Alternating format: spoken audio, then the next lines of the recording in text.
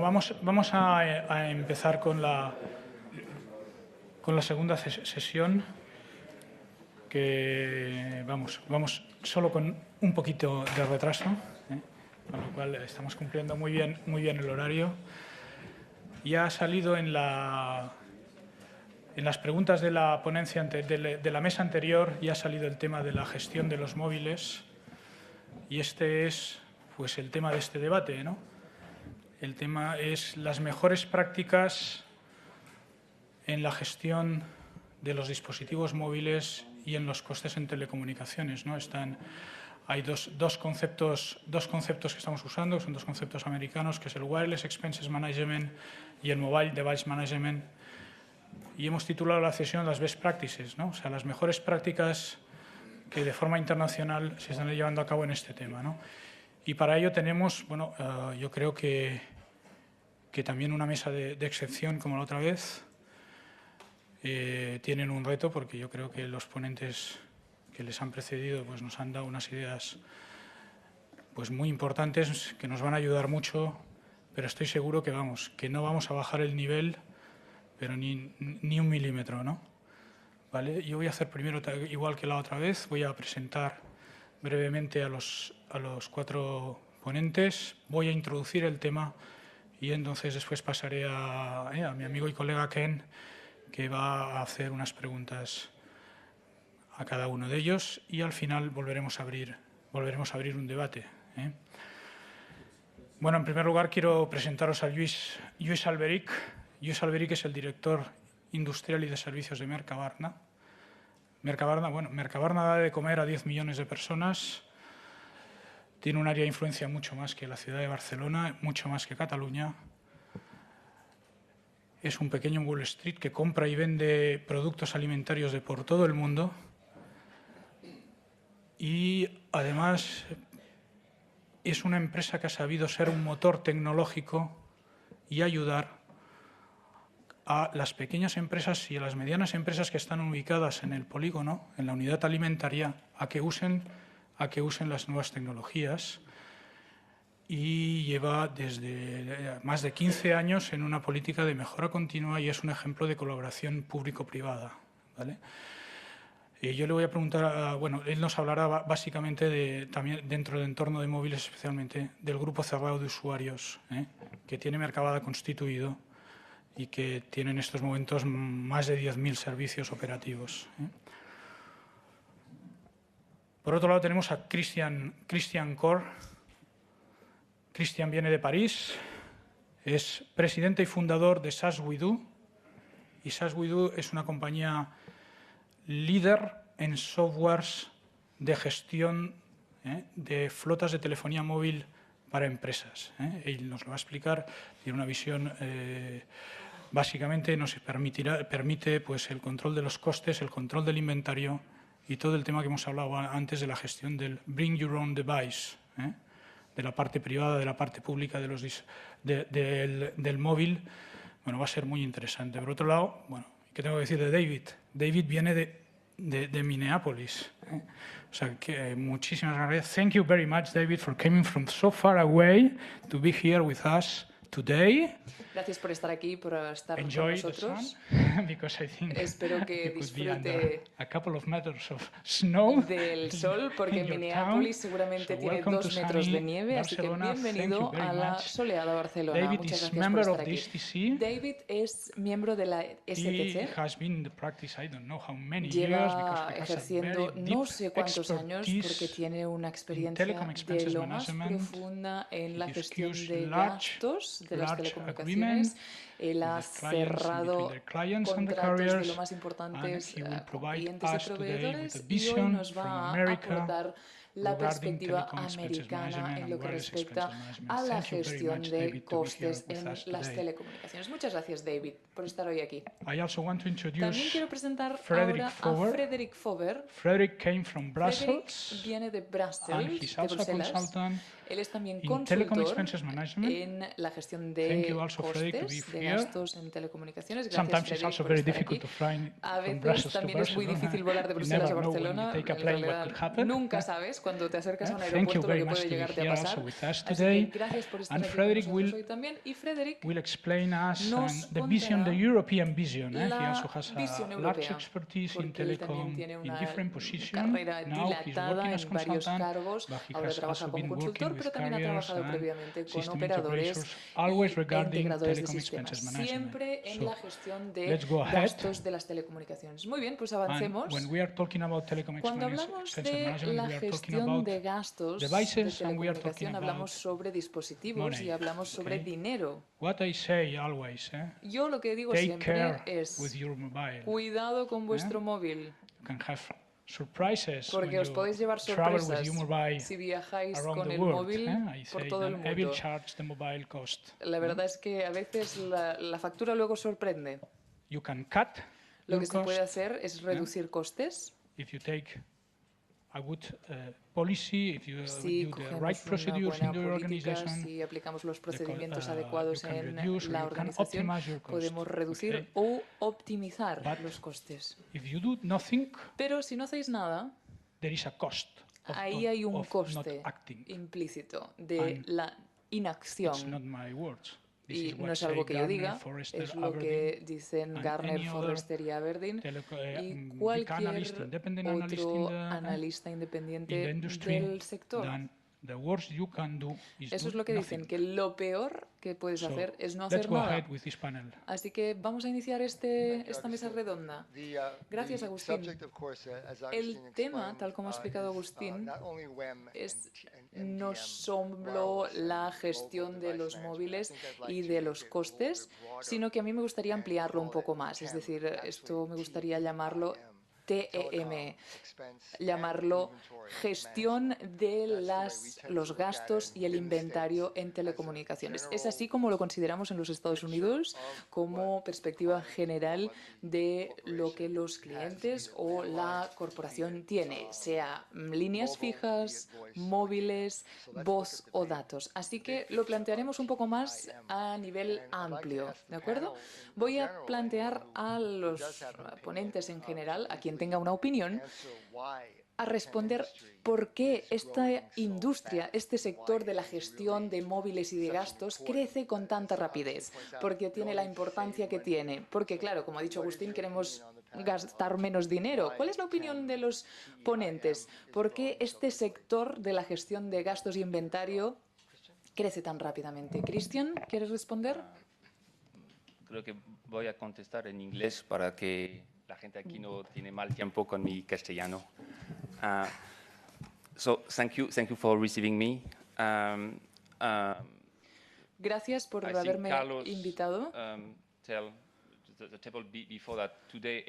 Creo que Carlos ha dicho antes en la mesa anterior que a día de hoy todo el mundo tiene todo al alcance. Por lo tanto, no hay nuevos clientes, sino que hay nuevos servicios que deben vender las operadoras. Y es por ello que existe una necesidad de vender más servicios. Por lo tanto, el coste, a pesar de que el coste por unidad baja cada día, la factura en telecomunicaciones sigue aumentando. Y es en estos tiempos de crisis que hay una necesidad perentoria de reducir ese coste. Y con la expansión de los datos en móviles, algunos de los costes pueden ser muy elevados y pueden no estar bajo el control del cliente o del usuario final. Así que cada vez más existe la necesidad de controlar, de notificar, de entender ese coste como parte del ahorro global que toda empresa que se precie tiene que hacer en su seno. Aparte de esto, la gestión del inventario de móviles, de los dispositivos, el hecho de que los clientes tengan ahora estos dispositivos tan potentes que les permite acceder a toda la información que también accedes desde el PC, desde el ordenador. Obviamente aquí hay una necesidad de controlar la seguridad de los datos y es ahí donde la gestión de gastos y de inventario están muy vinculadas, estas dos gestiones, porque esto irá a más, sin duda, y seguirá creciendo drásticamente ahora y en los próximos años. Ken tiene el micrófono apagado. No sé si le podríamos decir que lo encienda. Ken, por favor, si alguien le puede indicar a Ken que el micrófono está apagado, el suyo. Gracias. Gracias. David, ¿tú tienes la impresión de que los operadores hacen errores en su facturación? ¿Y cómo superamos ese tipo de problemática?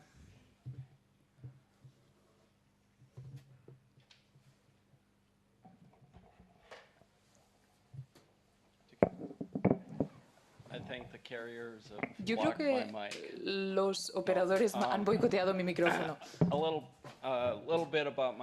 Bueno, un poco sobre mi perfil. Antes de responder a esa pregunta, un par de comentarios. Yo trabajo con empresas muy grandes. El cliente más grande que tengo tiene más de 1 millón de teléfonos wireless. Ganan más de, o gastan más de 1.000 millones en servicios de telecomunicación anualmente. Algunos de mis clientes, seguramente los reconoceréis, ING, Grupo Bimbo, General Electric, la Harley Davidson, 3M, clientes de este rango. Y 11 de la lista Fortune 100 y 55 de la Fortune 500. Y creo que en vez de hablar de por qué cometen errores en los contratos o en las facturas, creo que deberíamos examinar los incentivos que tienen los operadores para perfilar, crear el sistema de facturación que tienen. Voy a abordar aquí el tema desde el punto de vista norteamericano, porque yo estoy más familiarizado con esa estructura de facturación. Pero básicamente, un cliente compra unos cuantos minutos, es decir, 400 minutos son quizá $40 estadounidenses, etc. Si superas esa cifra de minutos que has comprado, hay una penalización muy dura. El coste puede ser de 25, 30 o 40 centavos por cada minuto excedido de esos minutos que has comprado.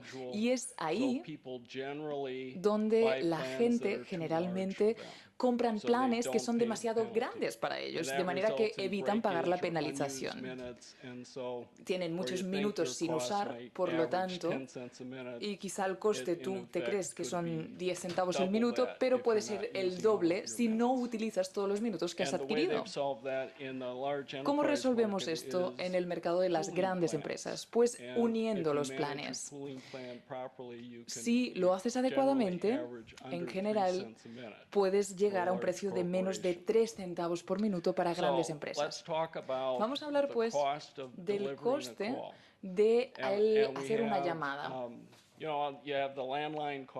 La línea fija, obviamente, y la móvil, pero básicamente el transporte, ¿cuánto es? ¿Un penique? No lo sé, da igual si es línea fija o móvil, es más o menos un penique.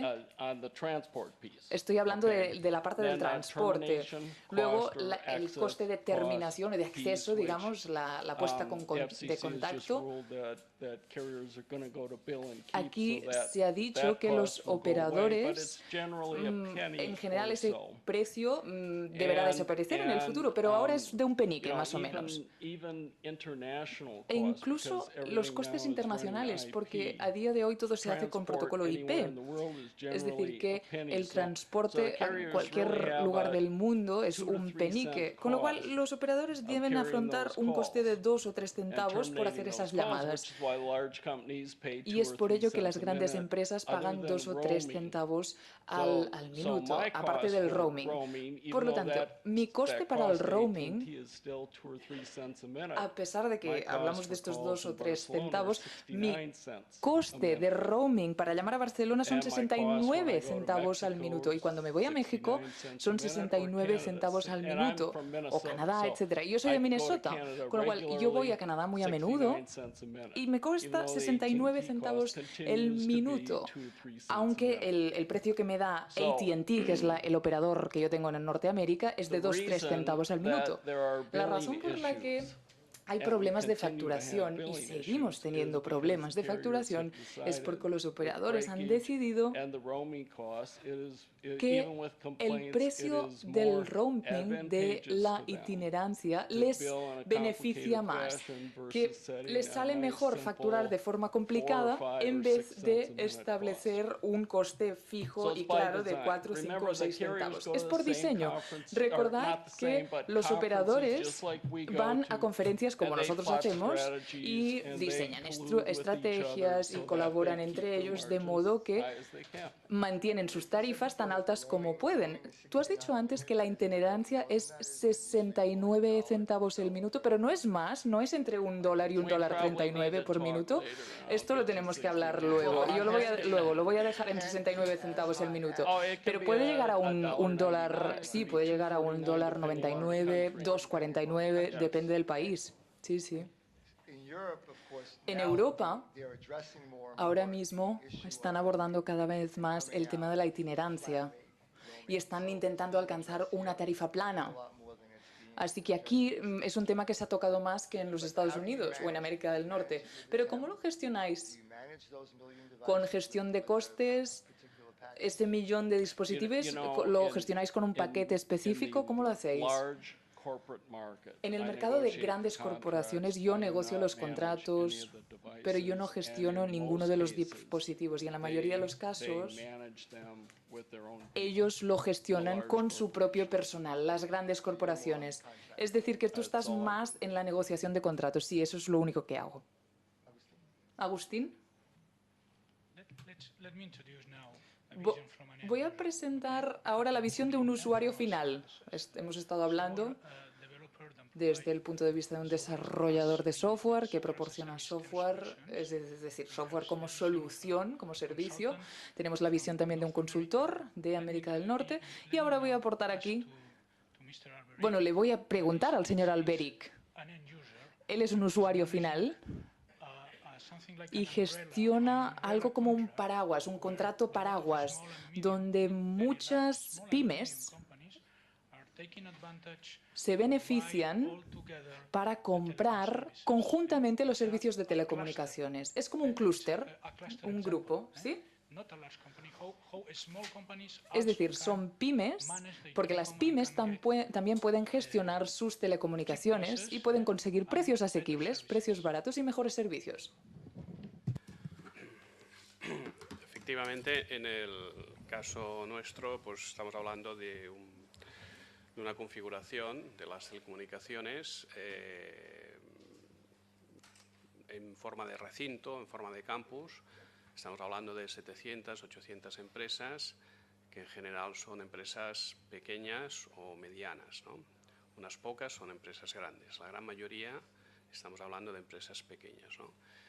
Lógicamente, como podéis entender, las empresas pequeñas tienen poco staff para controlar facturas, tienen otras prioridades y, por lo tanto, el que de alguna manera hemos establecido en Mercabarna es una política común de telecomunicaciones. Esta política común de telecomunicaciones tiene diferentes dimensiones. En el caso concreto del control del coste, el planteamiento que estamos desarrollando consiste básicamente en el hecho de fijar un sistema de precios, podríamos decir, muy simple. Es decir, lo que el empresario en Mercabarna quiere es conocer el coste de telecomunicaciones sin necesidad de grandes variables. Entonces, bueno, en el caso concreto de Mercabarna, pues hay un sistema de precios con precio cedo de establecimiento de llamada, hay un grupo cerrado de usuarios, hay una red privada virtual muy importante. De hecho, históricamente, la concentración del gasto hace unos años era más sensible en lo que eran las llamadas internas y en este momento pues los empresarios comienzan a estar más sensibilizados en lo que serían las llamadas internacionales. Es decir, estamos en un proceso que las empresas se van internacionalizando más y por lo tanto deja de ser un problema la llamada local y empieza a ser más preocupante la llamada internacional. La clave para nosotros, las facturas, por ejemplo, en el caso concreto de Mercabarna, una factura puede tener 133 páginas, ¿no? Como podéis comprender, es muy difícil de analizar pormenorizadamente, pero lo que sucede es de que el coste está muy ajustado, y eso es extrapolable pues, al conjunto del resto de empresas. Es decir, el coste está asumido, es un coste, digamos, no estratégico para la mayoría de compañías. Es estratégico el servicio, las telecomunicaciones en el mundo de los mercados son muy importantes, sobre todo lo que sería las telecomunicaciones móviles. Hemos de pensar que los empresarios utilizan estas básicamente para negociar los precios de las compras y de las ventas, y ese encaje de precios de compra y ventas pues, se hace a través básicamente en estos momentos de la telefonía móvil, ¿no? Pero como coste empresarial, en el caso concreto de lo que sería la comunidad empresarial de Mercabarna, es un coste muy ajustado y que es uno de los elementos que podríamos decir que no genera problemática desde el punto de vista de competitividad de estas empresas. Insisto, es un modelo diferente. En este momento pues es un modelo que lleva bastantes años funcionando ya, pues estamos hablando de 14, 15 años, y que está evolucionando hacia otras comunidades parecidas, ¿no? Lógicamente estamos hablando de empresas que pueden tener esta concurrencia de intereses debido a que están en el mismo sector y debido a que también geográficamente pues, tienen una cierta concentración, ¿no? Con lo cual lo que sería todo el coste de las llamadas locales queda muy optimizado. En este momento, además, pues, existen otras comunidades de mercados en España pues, que están apostando por este modelo de clúster en el tema de las telecomunicaciones y, francamente, en nuestro caso estamos muy satisfechos. Sí es cierto que, como he dicho antes, pues, el tema de internacional pues, cada vez nos preocupa más y entiendo que en los próximos años pues, esta será un elemento que tendremos que mejorar de cara a las tarifas y a los sistemas tarifarios que en este momento se están utilizando en nuestra comunidad.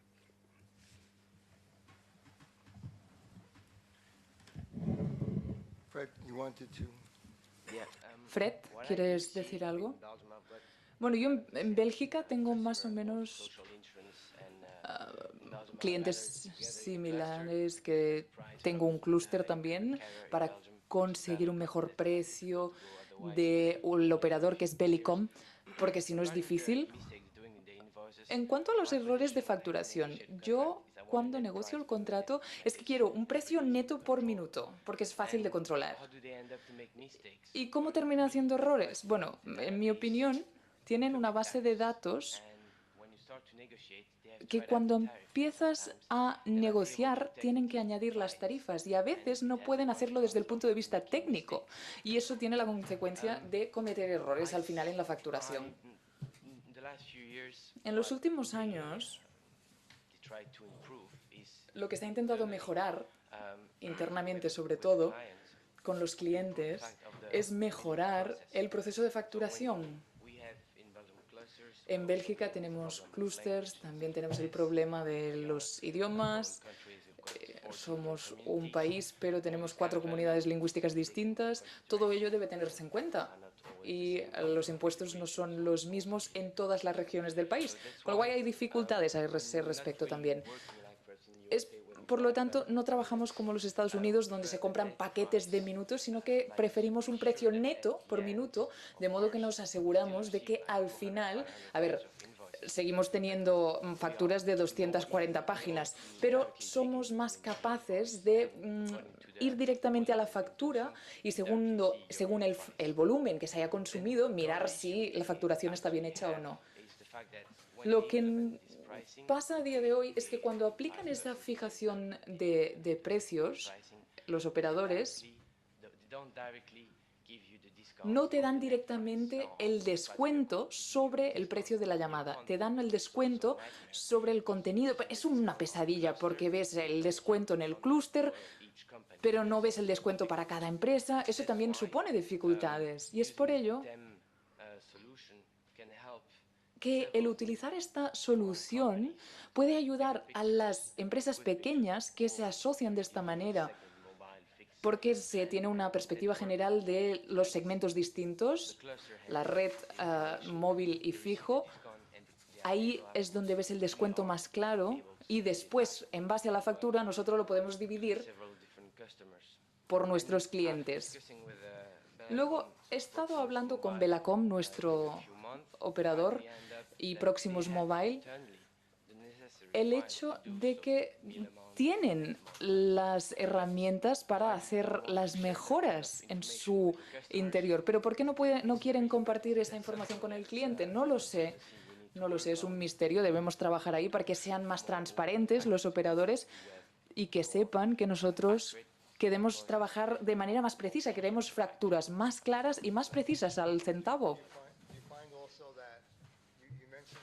Tú has dicho que los descuentos se aplican al final, sí, ¿no? A todo el clúster, pero ¿os encontráis con el caso de que el contrato es una cosa, pero luego no se cumple? ¿O cómo lo hacéis esto? ¿Cómo corregís los errores con el operador una vez hechos?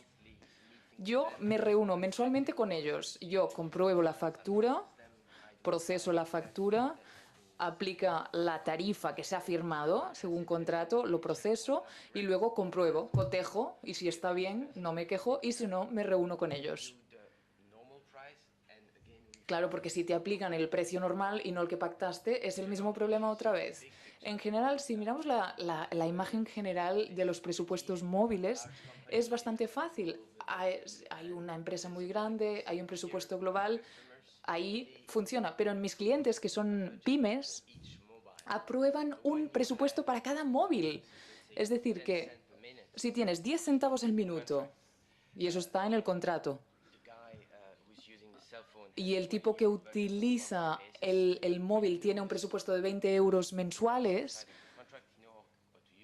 si conoce la política del contrato, sabe cómo utilizarlo.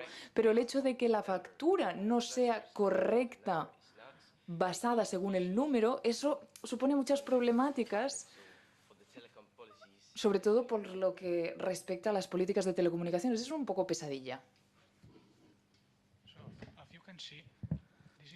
Bueno, como veis, esto no es un problema español. A veces pensamos aquí en España que solo nuestros operadores cometen errores, y aquí las cosas son mucho más complicadas que en cualquier otro lugar. Y eso no es verdad, eso que pensamos tan a menudo no es verdad. En América tienen problemas gordos, discusiones tremendas con los operadores, nadie sabe quién es el precio adecuado, excepto el consultor, obviamente.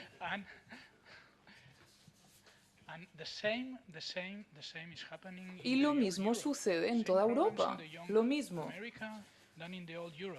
En la joven América y en la vieja Europa. En todo el mundo es muy difícil gestionar los costes de telecomunicaciones. Muy difícil. ¿Y qué hacemos? Parece que dicen desde el público.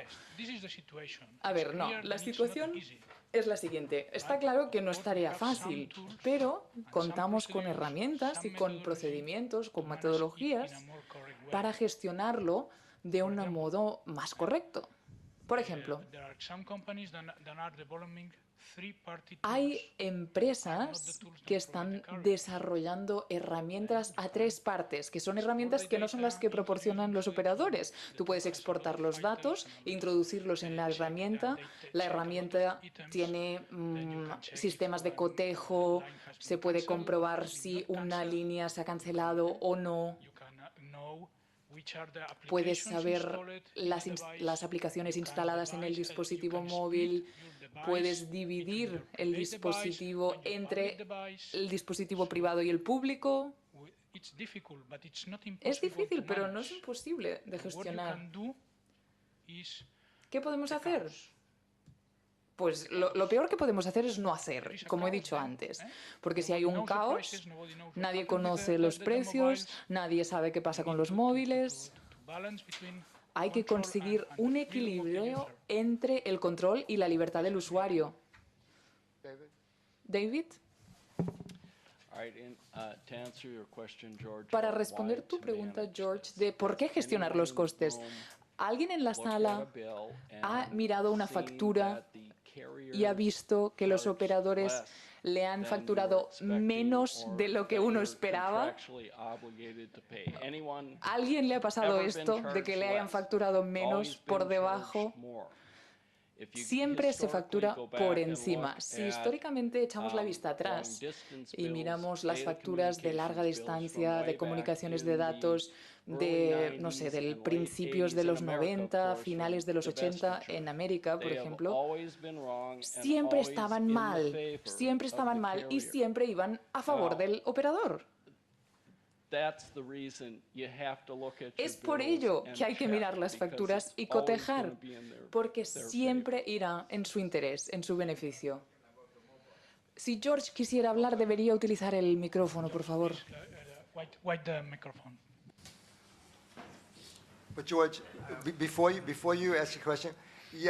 George, antes de que plantees la pregunta, sí, ahora estamos hablando de móvil, pero no... A ver, deberíamos pensarlo como una cuestión general de las telecomunicaciones. Mi pregunta es sobre el móvil, porque hagamos lo que hagamos, al final, el usuario final es el que utiliza el móvil, el teléfono. Y si es una empresa la que hace la facturación, no hay manera de controlarlo. Y solo hay una solución para controlarlo y tiene menos coste que utilizar 10 productos. Y es la siguiente: dar un dinero fijo al empleado y él lo controlará. Porque si está por encima si al final gasta más de lo que se le ha otorgado, irá de su bolsillo. Esa es la solución. Porque estamos en una situación en la que, tanto en la sesión anterior como en esta, se ha visto que la telecomunicación, el negocio, lo lleva el usuario, pero es la empresa la que paga, porque quien lleva el móvil es el empleado. Yo estoy en desacuerdo. Estoy en desacuerdo y seguramente mucha gente lo está. Hay una manera de controlarlo, tiene que controlarse. Por ejemplo, cuando yo recibo una factura de mi Visa cada mes. Alguien recibe una factura que ponga 800 euros de la Visa, pero no le detalle cuáles han sido los pagos. ¿Verdad que no? La Visa siempre te dice todo exactamente lo que has comprado. Lo que estamos intentando ahora en el entorno de las telecomunicaciones, y estamos trabajando como lo que dice David y su cliente con 1 millón de dispositivos móviles, pues queremos que se detalle todo, datos, voz, etcétera. Todo es gestionable. Si yo examinara esa empresa y te dijera, mira, tienes 1 millón de dispositivos móviles y ya está, no sería un buen consultor. Yo necesito la perspectiva general y ahorrar tanto dinero como sea posible. Una pregunta, George. Si le dan el micrófono a George, por favor. Una empresa gana dinero persiguiendo a los clientes, buscando a los clientes. Y es por ello que el negocio de las telecomunicaciones debería pensar en cómo permitir a nuestros clientes utilizar el coste para sacar dinero del coste, es decir, ganar dinero. Y ese es otro enfoque, un enfoque distinto del de la reducción de costes.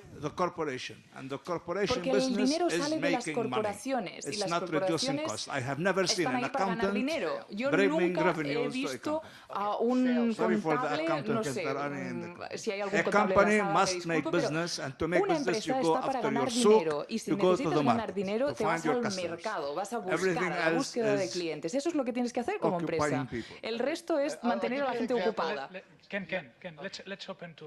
Ken, vamos a dar el micrófono al público. Frank, por favor. Como empresa internacional, nosotros también vemos el problema de que tienes que gestionar varios operadores en muchos países y cada operador tiene un sistema de facturación distinto, con lo cual a veces nos vemos negociando condiciones distintas. ¿Hay alguna iniciativa para estandarizar, para homogenizar el mercado, tal como se ha hecho en otros sectores, para el sistema de facturación? ¿Hay alguna iniciativa a ese respecto? Como dice George, es mantener a la gente ocupada, ocupar el tiempo de la gente, porque si tuviéramos estándares y pudiéramos presionar un poco a los operadores para aplicar esos estándares, porque al final nosotros somos los clientes y no es nuestro negocio principal. Tiene razón George ahí. ¿Hay alguna iniciativa en el mercado?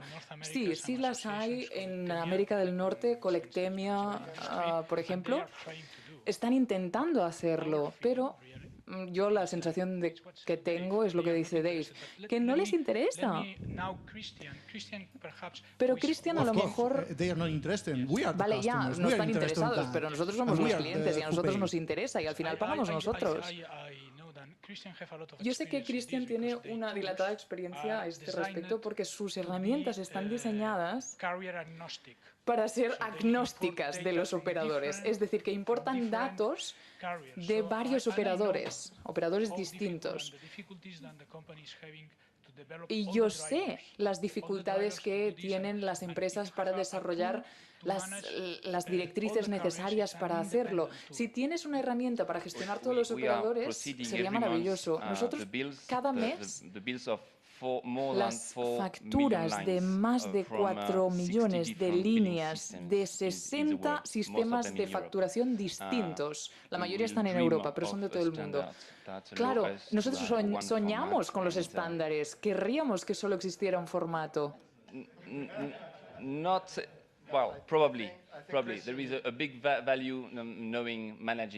Sí, claro que tiene mucho valor el saber gestionar estos sistemas de facturación. Y los formatos quizá cambian una o dos veces al año. Tú hablabas, o se ha dicho aquí que en España la verdad es que nos costó muchísimo integrar a Telefónica para la línea fija. Móvil funcionó mejor, pero fijo costó por el sistema de facturación que tiene la empresa en el país, si la información es fiable o no, etcétera.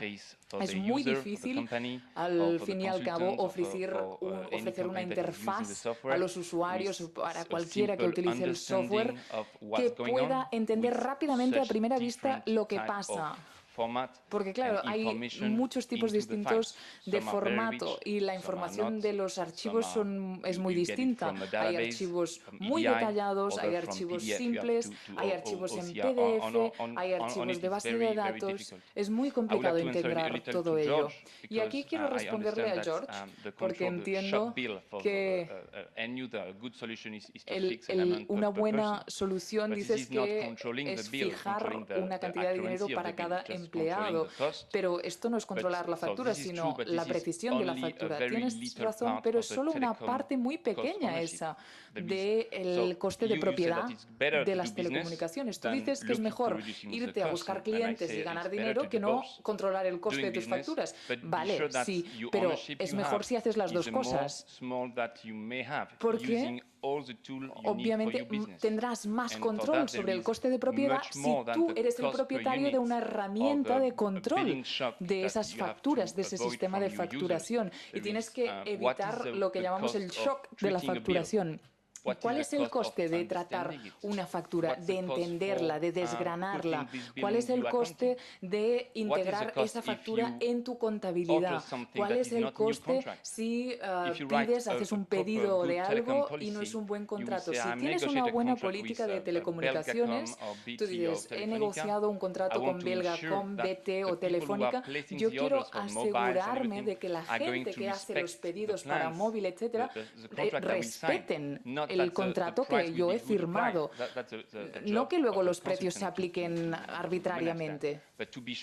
Es decir, hay que asegurarse de que si se decide que con esta gente conseguimos este teléfono, con esta suscripción y con esta opción, mi gente de mi empresa no vayan a hacer un pedido de una cosa distinta, algo que no esté incluido con el contrato, que tenga una tarifa más elevada y que no lo hayamos negociado. Con lo cual, ¿cuál es el coste para la empresa de perder un dispositivo que tiene un gran acceso a los datos de la empresa? Eso, si pierdes el dispositivo, al día siguiente puedes tener los datos de tu empresa en Internet publicados. Claro, es el coste que tiene contratar a un agente para que se encargue de la gestión de costes, de la gestión de dispositivos. Yo creo que no hay que tener una mente estrecha. La política de telecomunicaciones es algo muy amplio. No es solo una cuestión de cuántos centavos por minuto yo pago. Claro que eso forma parte de ello, pero es mucho más, va mucho más allá. Los consultores deben tener una visión global de la política de telecomunicaciones que aborda todos estos temas. Y una vez más, no solo la movilidad, claro, no. Las empresas que tienen todos estos elementos, voz, datos, fijo, móvil, no es solo la movilidad, en mi opinión. La gestión, tanto si es de ventas, de costes, etcétera, todo se gestiona. Al final lo que tienes es un negocio y todo es gestión. Tienes que gestionar todo el entorno. Y yo lo que digo, ¿no?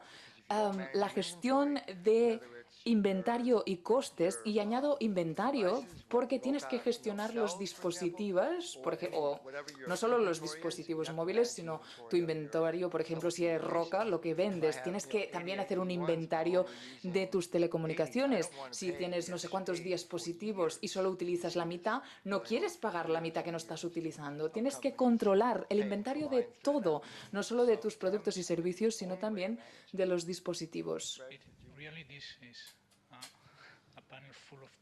La verdad es que esta mesa redonda le sobra pasión, pero hay que poner punto y final. Solo un par de preguntas más. Frederick y George. Lo lamento, pero bueno, el año que viene o en otra ocasión haremos una conferencia solo, exclusivamente de este tema.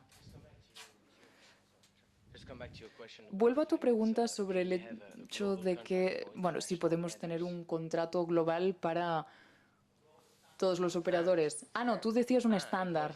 Ah, un sistema de facturación estándar. Ah, no, pues eso es distinto, lo siento. No lo tendrás nunca. Y el que te dice que proporciona facturas globales o algo así, que va, tienen una forma interna de facturar. Es un sueño, pues. Sí, está bien soñar, pero dos preguntas más. George tiene una. ¿Y alguna pregunta del público? Jim, George y Jim. Rápidamente. Cuando negociáis contratos, ¿cómo evitáis que un operador pueda cambiar los términos y condiciones durante el contrato? Es decir, muchas veces, bueno, tú te crees que vas a conseguir 3 centavos al minuto y en realidad a lo largo del tiempo ese precio te lo van cambiando.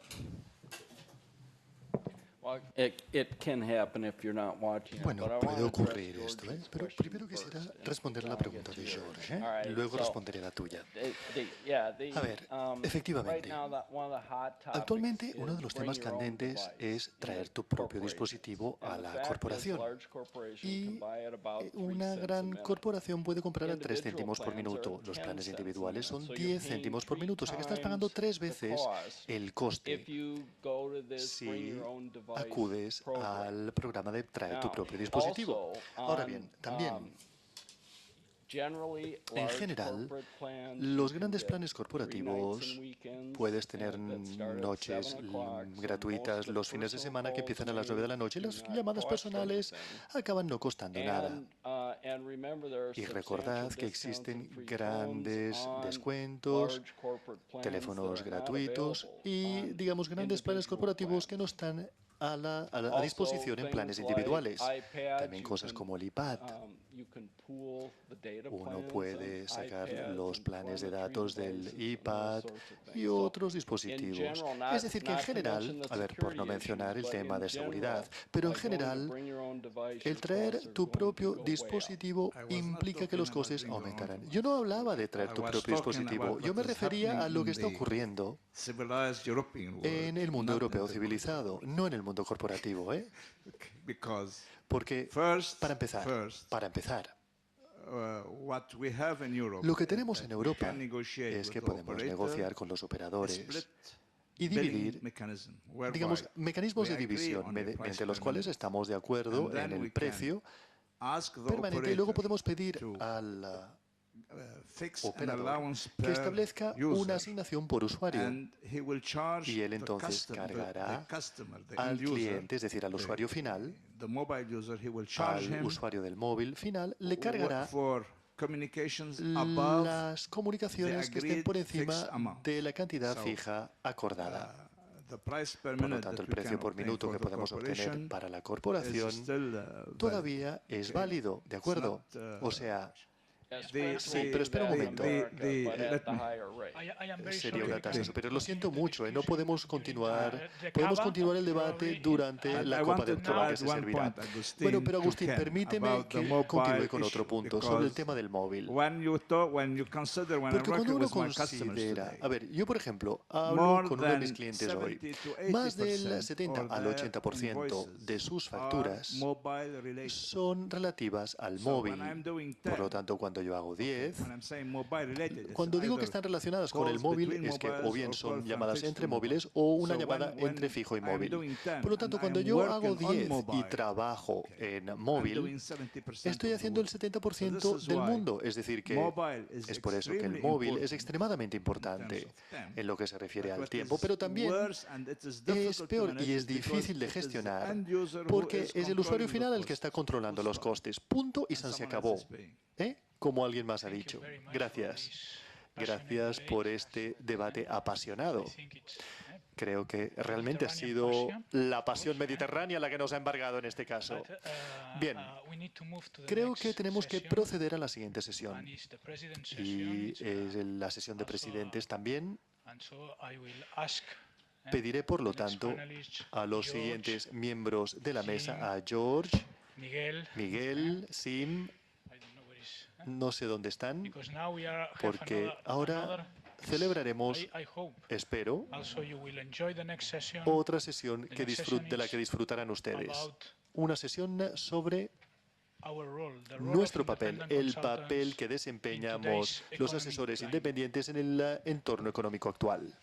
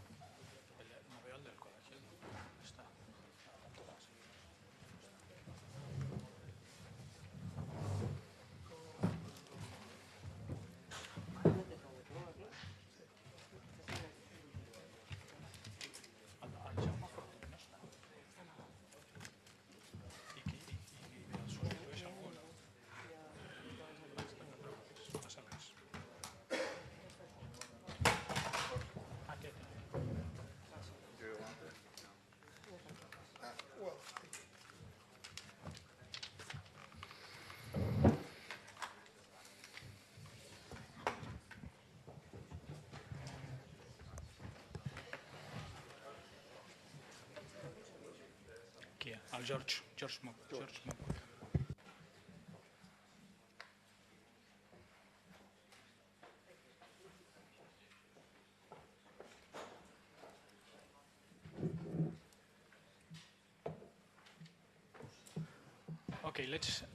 Muy bien, pues demos inicio a la siguiente sesión, que también será una sesión increíble, porque tenemos aquí en la mesa a 3 presidentes a 3 presidencias o vicepresidencias, o digamos, personas muy, muy influyentes en el sector de las telecomunicaciones.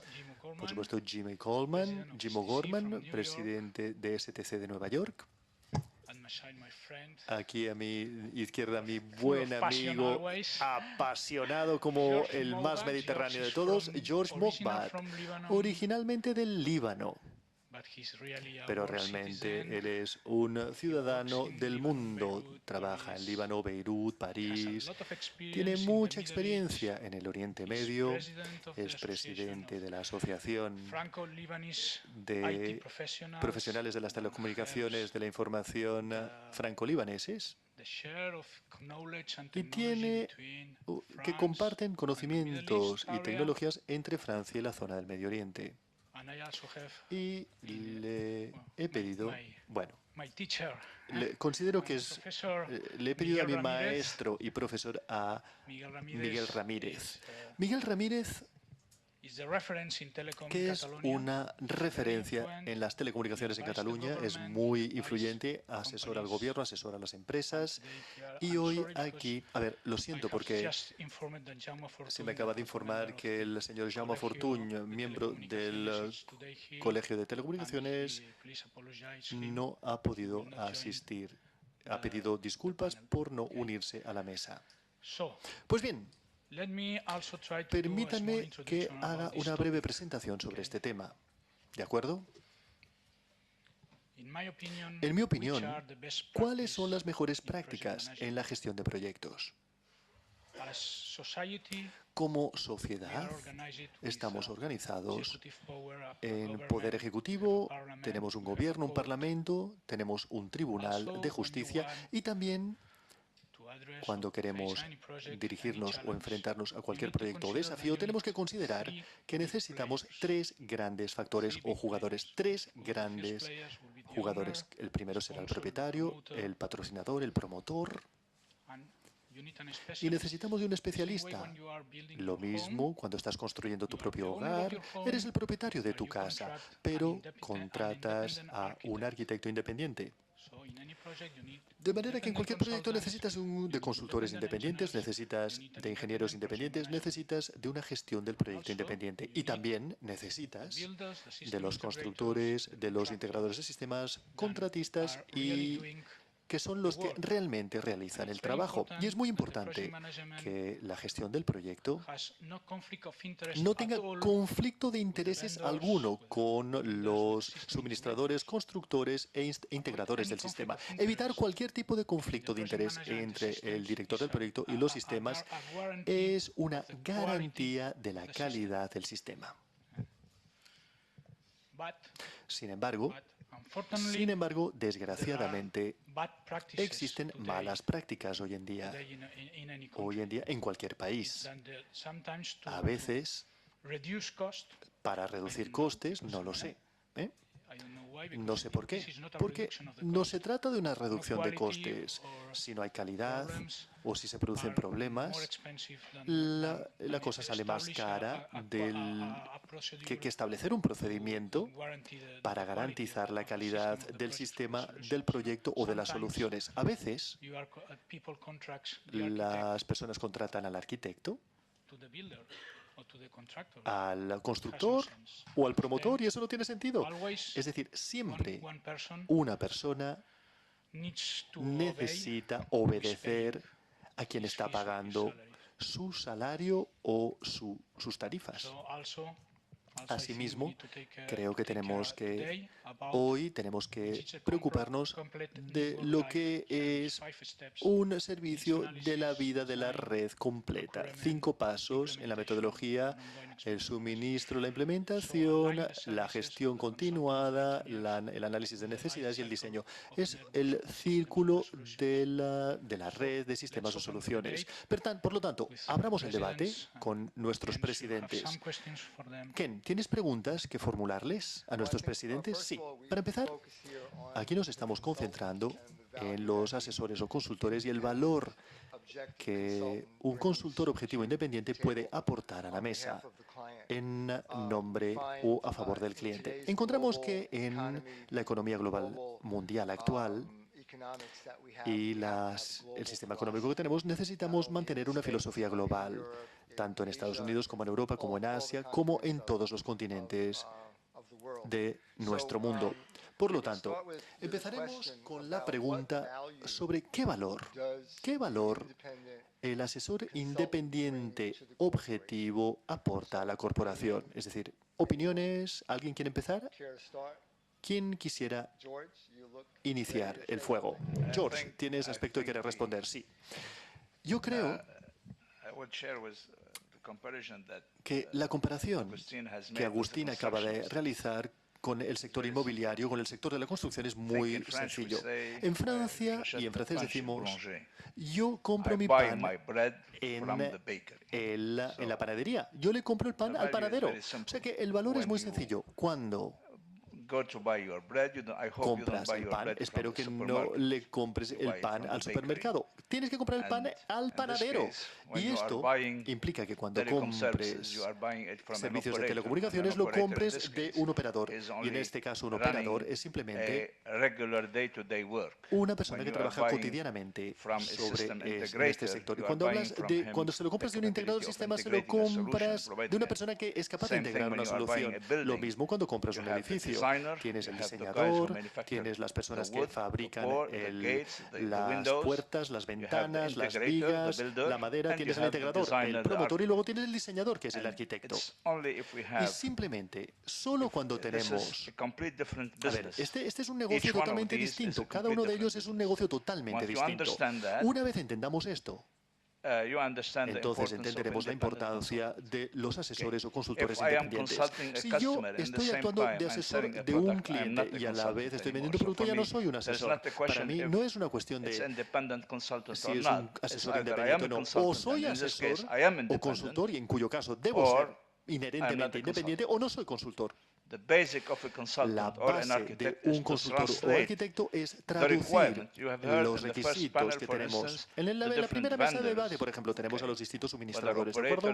Los operadores que los operadores que nos hablan de la nube. Está muy bien hablar de la nube, porque significa que estás comprando algo que no sabes qué contiene, pero al final, para que funcione, necesitas entender si esta nube funcionará o no. Y tienes que tener a alguien que te dé una opinión externa para que te garantice si es esta manera, si esta nube, si detrás esta nube, si subyace a la nube el equipo que pueda suministrarte el servicio que necesitas. Si no, puedes acabar comprando muchas medidas de la tecnología de la información. Comprar una nube de la IBM, estás comprando una marca. Porque en las telecomunicaciones también nuestra exigencia principal es comprar todo barato. ¿Dónde está nuestro amigo de Roca? Lo queremos todo a cero, porque también son costes. Por lo tanto, si yo quiero comprar algo y tener una eficacia desde el punto de vista de los costes, necesito entender si esta nube funcionará o no y si el precio es el precio adecuado. Y esto solamente puede provenir de un asesor independiente. ¿Lo he dejado suficientemente claro o no? Claro, clarísimo. A ver, el objetivo es hablar en nombre del cliente y ayudarle a desenmarañar el laberinto de opciones, de PLS o de cualquier producto. A ver, Jim. Gracias. Yo tiendo a estar de acuerdo con George. Creo que para empezar, si vamos atrás un poquitín, los asesores o consultores independientes que trabajan en nombre del cliente, trabajan en nombre del cliente y su responsabilidad principal es hacia el cliente, por lo tanto. Y lo primero que tienen que hacer claramente es desarrollar una relación con el cliente para entender el negocio del cliente, saber cuáles son las necesidades, exigencias, objetivos del cliente, y necesitan traducir todo esto en un diseño de sistemas y en algunos procesos que permitan que el cliente alcance sus objetivos. El valor que el asesor independiente proporciona es que no existe obligación alguna por parte del consultor seleccionar a un suministrador por encima de otro, excepto que esta solución alcance y satisfaga los requisitos y exigencias del cliente y sea la mejor solución para ese cliente. Puede ser la mejor solución desde una perspectiva tecnológica, desde una perspectiva de costes, y esperemos que desde ambas perspectivas. Pero es aquí donde está el kit de la cuestión. Es aquí donde está el valor para el cliente. Quiero expandir esto un poquitín más. No solamente es el valor del cliente en su relación. Entiendo que aquí hay muchos suministradores. También existe un valor para el suministrador tener a un buen consultor en este proceso. Un consultor independiente puede proporcionar claridad para el cliente. Un consultor independiente además tiene experiencia en quizás en proyectos o problemas similares con otros clientes, de manera que pueden traducir estas experiencias y convertirlas en una experiencia de formación, una experiencia de aprendizaje para el cliente, de manera que puedan ver cómo otros clientes se han enfrentado a temas similares y cómo los han resuelto. Y al igual, en el caso de los suministradores, pueden entender, el suministrador tiene que entender que el consultor tiene esta experiencia. Por lo tanto, el consultor, el asesor, aporta esta experiencia a la relación. Y no se trata simplemente de una relación de una sola vez. Muchas veces es de una sola vez para los clientes. Toman una decisión tecnológica una vez cada 5 años o cada 10 años. Antes era una vez cada 15 años, pero bueno, las cosas están cambiando muy rápidamente y eso ya no es así. Esto es algo, digamos, que todos tenemos que aceptar y enfrentarnos a esto.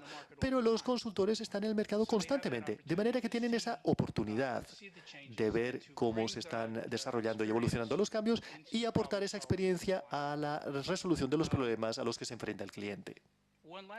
Un último comentario. El consultor necesita de otros consultores también, ¿eh? Yo creo que todo el mundo en esta sala está muy capacitado seguramente en algunas tecnologías, quizás. Seguramente tenemos, bueno, un punto fuerte en inalámbrico, en red o lo que sea, pero nadie sabe todas las respuestas de todos los problemas. Y nos necesitamos mutuamente, así de claro, para poder aprovechar esta base de conocimientos y de capacitación. Y es aquí donde yo considero que cuando los consultores independientes trabajan conjuntamente, pueden aprovechar esta base de conocimientos y de experiencia y así ayudar al cliente para que alcance, como he dicho anteriormente, cuáles sean sus objetivos. A ver, Miguel. Miguel no ha encendido el micrófono. Lo que hasta ahora se ha explicado en el papel del consultor independiente es volver un poco al principio de la pregunta de esta mesa, es cómo un consultor independiente ayuda a salir de la crisis. Entonces, hasta ahora, en el anterior panel, hemos hablado de una parte muy importante, reducir costes, ¿eh? Pero de la misma manera que no se ha visto a nadie ganar un partido de fútbol sin marcar un gol, no podemos creer que una empresa seguirá teniendo éxito si no crece. Por lo tanto, creo que la labor más importante del consultor es mostrar cómo maximizar las probabilidades de éxito en el camino de la empresa.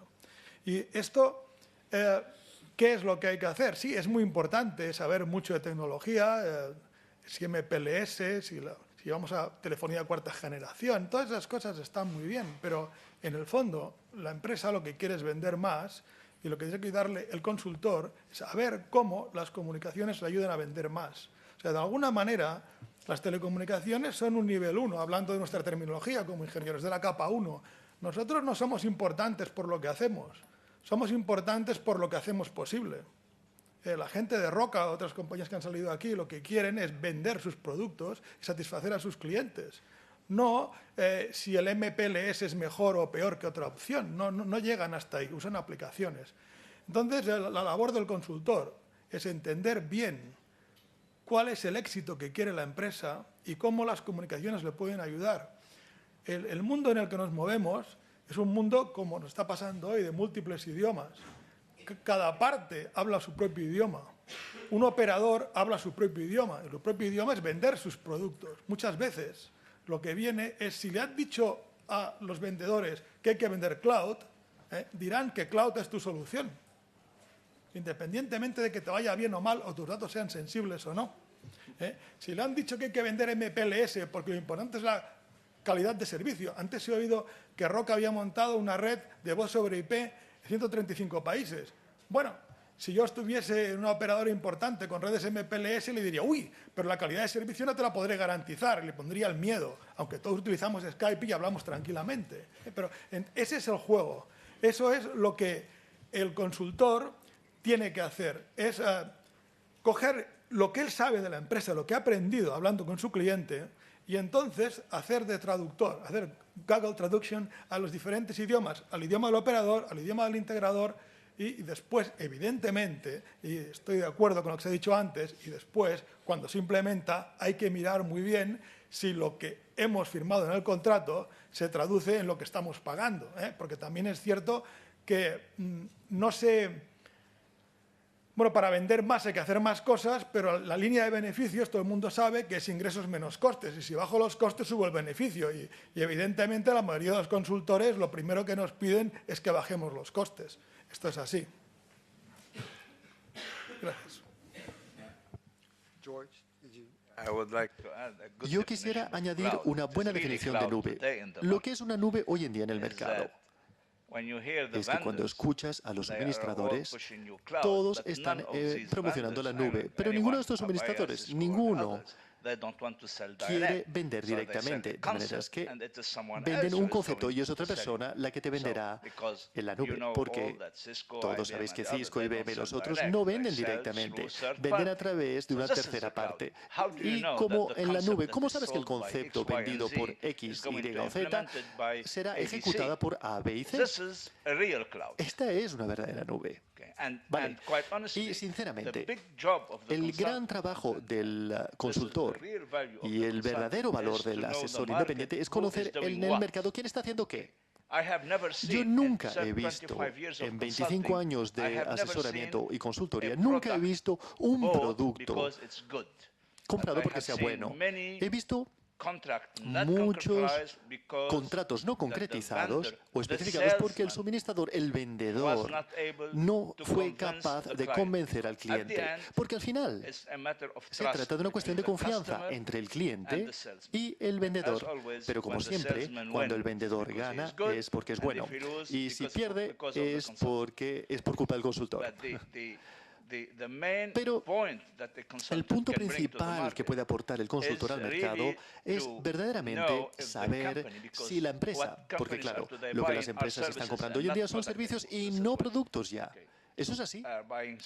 Están comprando servicios y los servicios, al final, son un ser humano, es una persona la que hará el trabajo, no es el producto. Es por eso que un tema clave que yo siempre analizo cuando quiero entender el perfil del director del proyecto e incluso más, cómo esta persona será pagada, sus otras capacidades, su base salarial y qué bonificación obtendrá, porque sé que el vendedor recibirá una bonificación, pero yo prefiero tener al director del proyecto el que reciba esa bonificación si el proyecto tiene éxito, porque entonces puedes asegurarte de que no estés en la nube.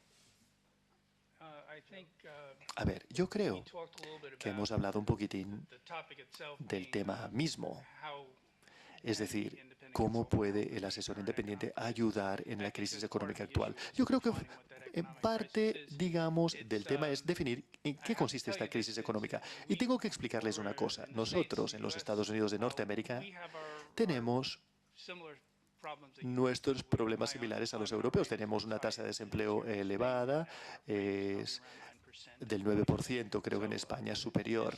O sea que tenemos una situación significativamente distinta, pero claro, tradicionalmente esta es una tasa de desempleo que dobla lo que tradicionalmente tenemos.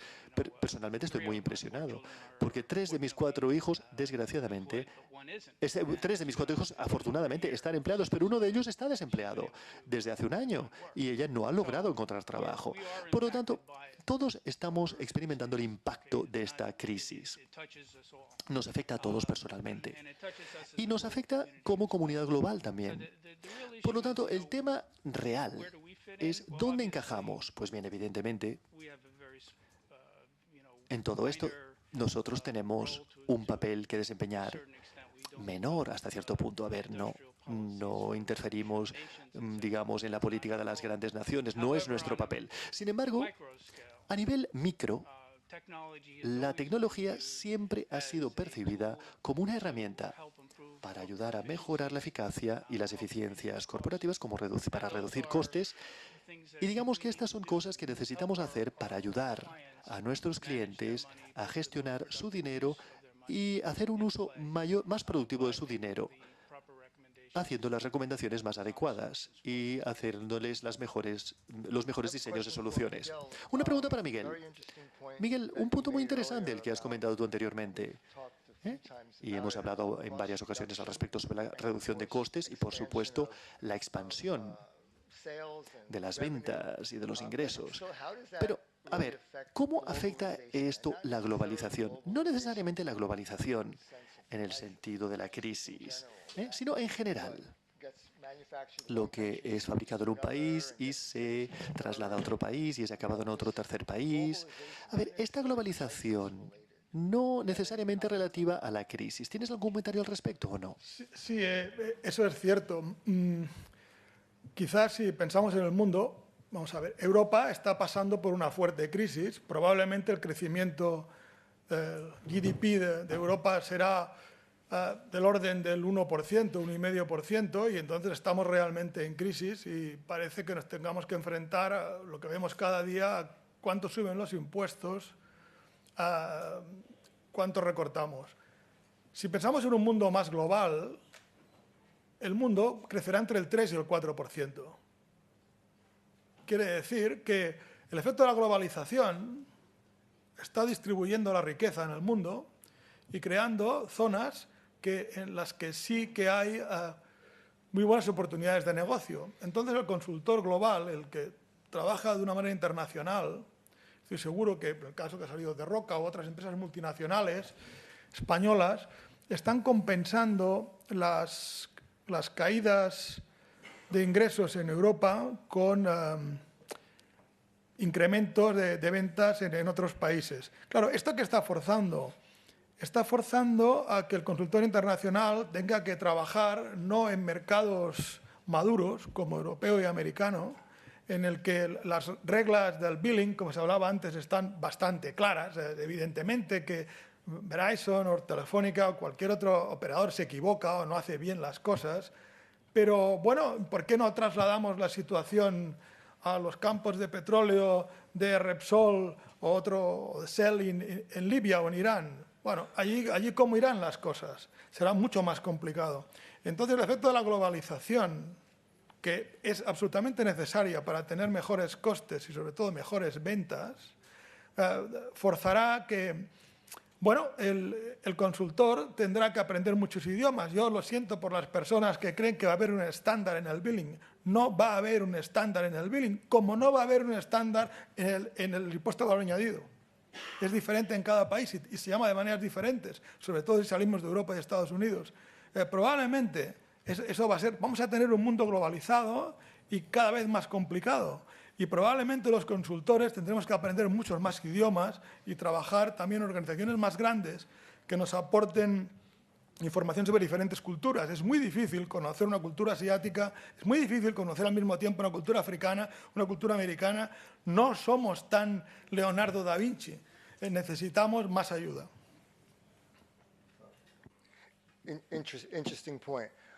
¿Qué comentario más interesante? Desde la perspectiva de la globalización, anteriormente hemos hablado de los BRICS y la China.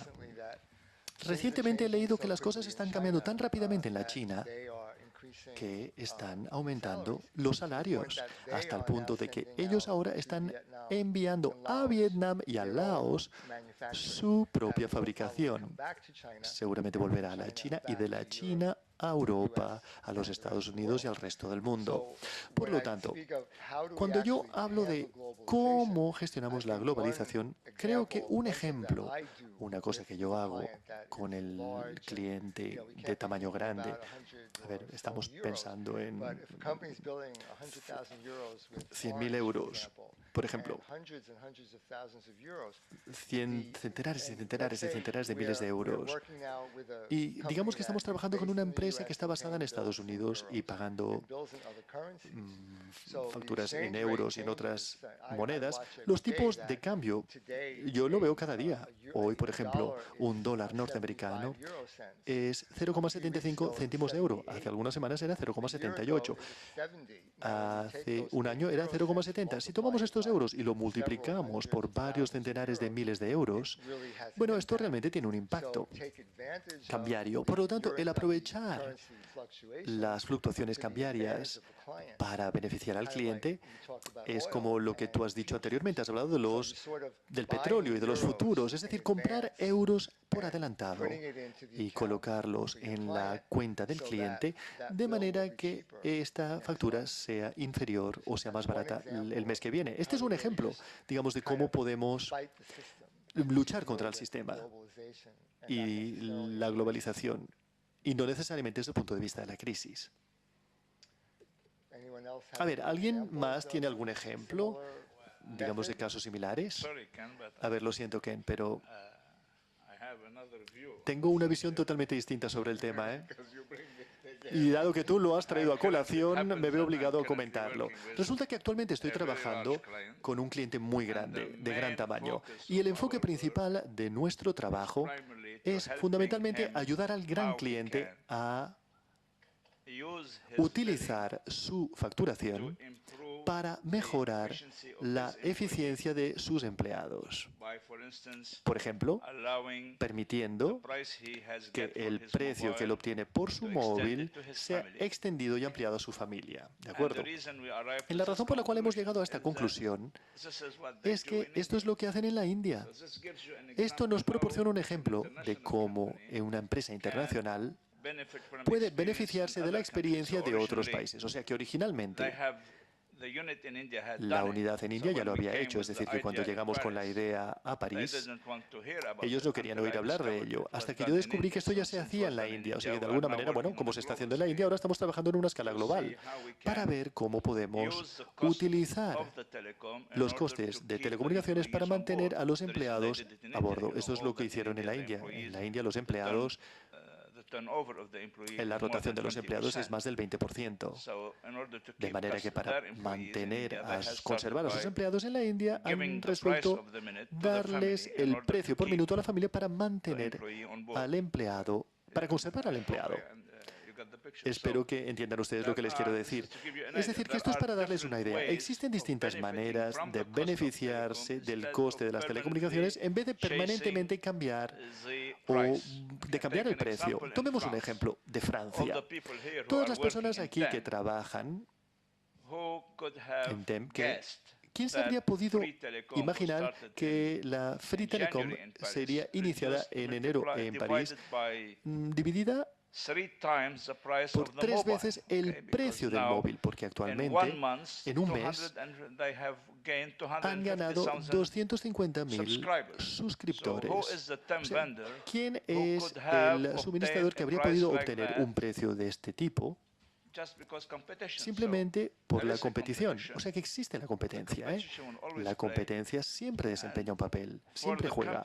Y para las empresas, vuelvo a repetir e insisto, es mejor analizar los ingresos y la reducción de costes ya vendrá. El mercado ya se encargará de que llegue la reducción de costes. Jim, ¿tú tenías algún comentario? Mi visión, después de escuchar todos estos comentarios, es que creo que nos estamos enfrentando a un futuro de trabajar en red. Eso está claro. Trabajaremos en entornos multiculturales y multilingüísticos, en equipos multiculturales y multilingüísticos. Y existen a nuestra disposición muchas herramientas que tenemos que poner en ejecución y necesitamos utilizar. Es obligatorio utilizarlas para cambiar cómo trabajamos y cómo comunicamos en nuestras organizaciones. Porque nunca antes, nunca más estaremos aislados en un país o aislados en una región. Y cualquier empresa hoy en día tiene su conocimiento en distintos países. Y dado que nuestro cuerpo solo tiene un único sistema nervioso, las empresas necesitan implementar solamente un único sistema de telecomunicaciones. Y hoy en día, esto constituye una realidad. Es posible hacer las cosas a IP gracias a las comunicaciones y colaboraciones unificadas y necesitamos de un equipo de personas, algo que nos pueda dirigir, alguien que pueda liderar o dirigir esta transformación dentro de la empresa. Y la pregunta que formulo a mis compañeros de mesa es, ¿creen ustedes que el asesor o consultor debe ser el líder del proceso de transformación? Mi segunda pregunta sería, ¿quién es el líder dentro de la empresa? ¿Quién debería ser el líder dentro de la empresa que patrocine esta transformación? A ver, quisiera hacer un comentario sobre esto. Yo creo que el consultor no es el líder. Creo que el consultor es el catalizador, la persona que aporta ideas.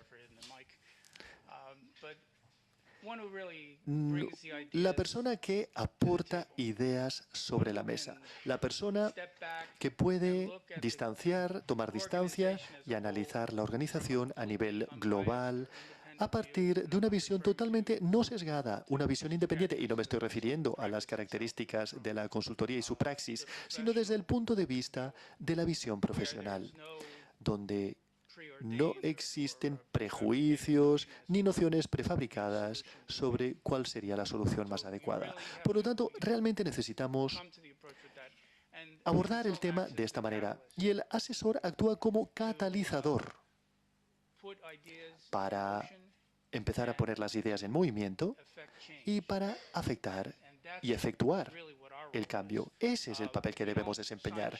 Nosotros no firmamos jacks para el cliente. Yo por lo menos no lo hago. Es decir, que cuando hacemos una recomendación en base a un proceso de licitación, yo hago una recomendación para una empresa suministradora. El cliente es el que redacta la petición o el que firma, digamos, el talón. Internamente, el cliente necesita de liderazgo a distintos niveles. Ciertamente necesitamos de liderazgo al nivel más elevado. Estos son los grupos de interés, digamos, que han de liderar. Pero necesitamos que esto se filtre a lo largo de toda la organización, especialmente en proyectos específicos. Por lo tanto, esto yo lo percibo como posibilidad. Y quisiera remitirme a otro tema relativo a la crisis económica actual y el papel que puede desempeñar la tecnología y cómo puede ayudar. Como he mencionado anteriormente, proporciona eficiencias para las organizaciones. Y yo creo que es por eso que somos tan importantes, porque nosotros podemos aportar esa tecnología para que actúe sobre la organización y ayude a la organización a alcanzar sus objetivos, tanto a nivel operativo como a nivel de movimiento hacia el futuro. Y esto, a su vez, debería liberar mayores recursos para hacer otras cosas. El problema actual es que la gente simplemente no quiere gastar el dinero que tienen. Y estas son otras las razones por las cuales el catalizador, el asesor puede implicarse e indicarles el beneficio, digamos, de liberar ese líquido y poner ese líquido en movimiento. Y seguramente, bueno, así lograremos salir de esta crisis. Yo creo que el problema... El consultor, evidentemente, para mí no puede ser el líder del cambio en una empresa, porque un cambio grande en una empresa, por ejemplo, una empresa que tenga unas telecomunicaciones clásicas, una multinacional, pasar a mensajerías a una solución unificada de red, puede tardar más de un año, con suerte. Entonces, el consultor no creo que tenga tanto tiempo, ni tiene la autoridad dentro de la empresa. El problema usualmente viene de que, según mi experiencia, al consultor lo contrata el director de IT. Entonces, este director, el problema es que muchas veces no está en el Consejo de Administración, en el Consejo de Dirección. Si no se llega al Consejo de Dirección, es muy difícil que una empresa haga un cambio bien hecho. Necesitas que el Consejo de Dirección te dé soporte. No hace falta que el señor entre. Pueden nombrar a una persona, un responsable del proyecto de cambio, pero que se sepa, que haya, entre comillas, una ley, un decreto del Consejo de Dirección diciendo que John Borman es el director y el que va a llevar a cabo esto. Y después, si es una multinacional, necesita champions locales. Es muy difícil, si tienes la base en Londres, hacer un cambio en Argentina sin que hay una persona de Argentina, un argentino, que coja el tema y responda de él. Entonces se necesita, como decía mi colega, varios niveles de responsabilidad. Pero sobre todo recordar que hay que empezar por ayudar a quien te ha contratado, que es el director de IT, a que llegue al Consejo de Administración y que les convenza de la importancia y del impacto que va a tener en la facturación tener unas buenas comunicaciones. Y ese es el argumento, porque el Consejo de Dirección no va a entender de MPLS, ni de Wireless Communications, ni de nada. Solo va a entender, mire, invertirán 100, recuperaremos 300. Eso lo entienden rápidamente.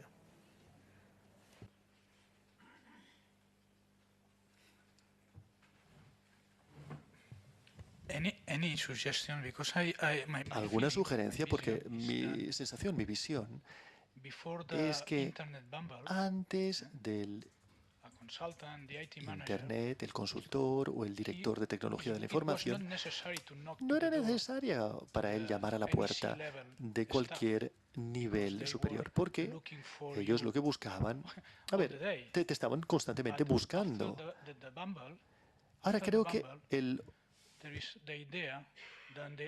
obstáculo es que la idea de que la tecnología de la información se ha convertido en un bien de consumo masivo. Es una commodity, podría ser un bien de consumo masivo. Ahora bien, ¿cómo utilizas las herramientas de tecnología de la información? Es algo completamente distinto. Es harina de otro costal. Realmente es algo totalmente distinto que un bien de consumo masivo. Yo creo que lo que tenemos que hacer es cambiar esta percepción en la sociedad. ¿De acuerdo? O sea que, ¿alguna idea en la sala sobre cómo llamar a la puerta del consejero delegado y explicarle que el mundo está cambiando y que el consejero delegado necesita también cambiar su sistema de comunicaciones? Me gustaría hacer solo un comentario, y es el siguiente. En mi experiencia, el papel del consejero delegado ha ido a menos en la estructura organizativa de las empresas